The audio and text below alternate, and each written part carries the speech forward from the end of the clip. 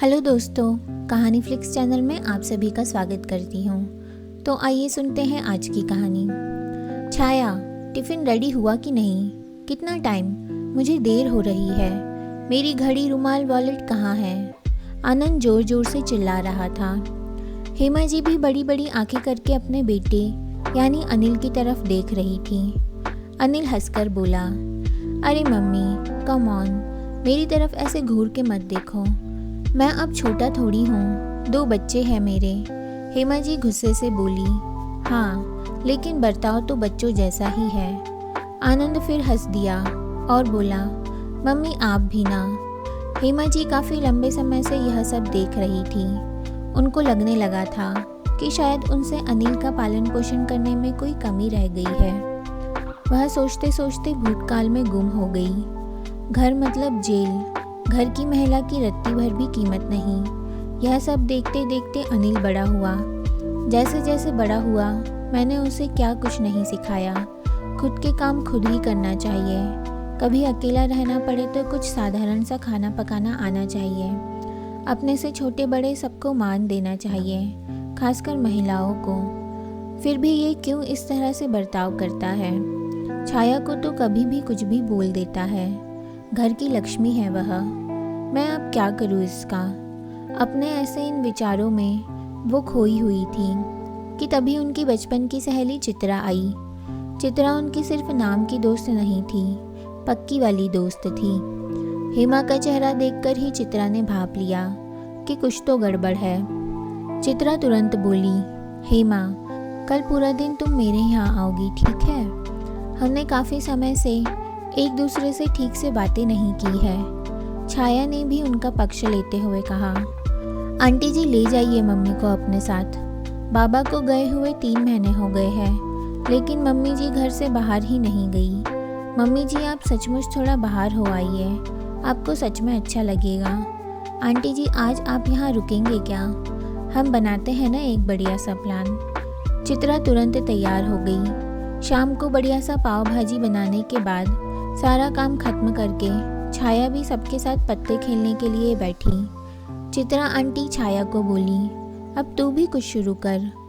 इतनी अच्छी खासी पढ़ी लिखी है, घर में मत पड़ी रह। घर के काम कितने भी कर लो, किसी को उनकी कीमत नहीं होती। छाया अपने आंखों के आंसू छुपाते हुए चेहरे पर झूठी मुस्कान के साथ हाँ बोली। हेमा जी ने इस बात को आगे बढ़ाते हुए कहा, चित्रा तूने मेरे मन की बात कह दी। छाया बेटा, तुम सच में कुछ सोचो। तब तक आनंद ऑफिस से लौट आया।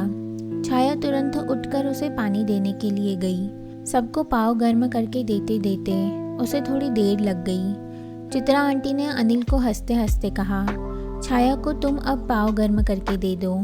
आंटी ने कहा था, इसलिए अनिल ने पाव गर्म करके दे दिए। फिर से गपशप शुरू हुई। आज पिताजी के जाने के बाद पहली बार माँ इतना खुश है, यह देखकर दिल खुश हुआ। चित्रा आंटी को जल्दी जाना था, इसलिए जल्दी जल्दी जैसे तैसे काम खत्म करके छाया बाहर आई। देर हो रही थी, लेकिन माँ को इतना ज़्यादा खुश देखकर आज मैं सबके लिए कॉफ़ी बनाऊंगा बोलकर अनिल अंदर गया। छाया उसे ही देख रही थी। थोड़ी जल्दबाजी में काम करने की वजह से किचन में थोड़ी सी गंदगी रह गई थी। अनिल छाया पर जोर से चिल्लाया, क्या है ये? एक काम ठीक से नहीं करती, पूरा दिन तो घर में ही रहती हो, फिर भी यह हाल है। उसने सबके सामने ऐसा बोला था, इसलिए छाया रोते रोते अंदर गई। हेमा जी को उस पर काफ़ी गुस्सा आया। बस कर अब उस पर हुक्म चलाना। क्या मैंने तुझे यह सब सिखाया है? क्या फ़र्क है तुझ में और तेरे बाप में?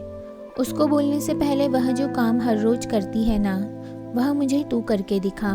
उतने ही उत्साह से जितना वह करती है, उतने ही अच्छे से जितना वह करती है, और बिना यह कहे कि मैं थक गया हूँ या मुझे कंटाला आ रहा है।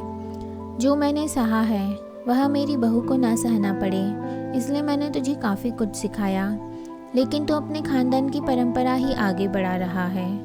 ममता के इस सफ़र में मैं कहीं पर कम पड़ गई। चित्रा, आप कुछ बातें सिखाओ, उसे कोई फ़र्क नहीं पड़ता।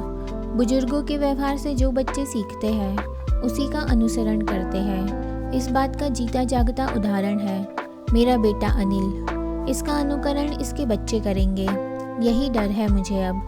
लेकिन अपनी ममता की राह को अब बदलने वाली हूँ।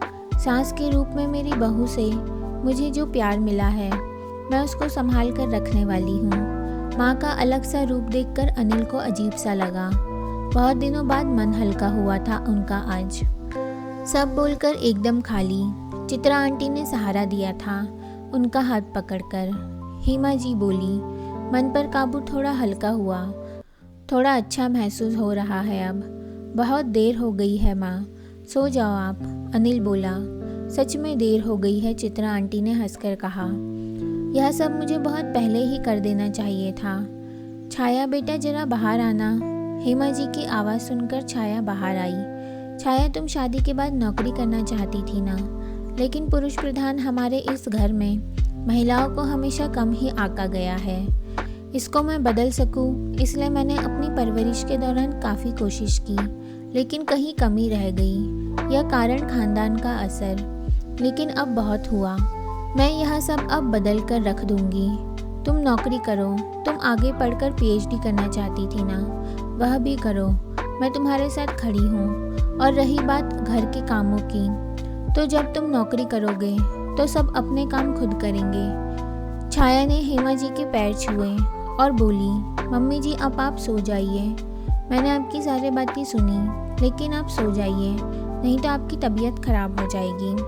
अगले दिन का सवेरा एक नया प्रकाश लेकर आने वाला था। इसी विचार के साथ छाया को नींद आई। सुबह उठने में थोड़ी देर हो गई। काफ़ी कुछ बदलाव नज़र आ रहा था। रविवार था, फिर भी सुबह उठकर अनिल घर के सारे काम कर रहा था। माँ से उसने वादा किया कि अब वह कभी इस तरह से बर्ताव नहीं करेगा। उसने अपनी गलती मान ली थी। साल भर में ही पूरे घर की काया पलट हो गई थी। सभी लोग स्वयं शिष्ट का पालन कर रहे थे। छाया ने अपनी अधूरी पढ़ाई पूरी करके घर के पास ही अपना ऑफिस खोल लिया था। हर व्यक्ति अपनी जवाबदारी निभा रहा था, इसलिए घर के हर छोटे मोटे कामों का महत्व सबको समझ में आया।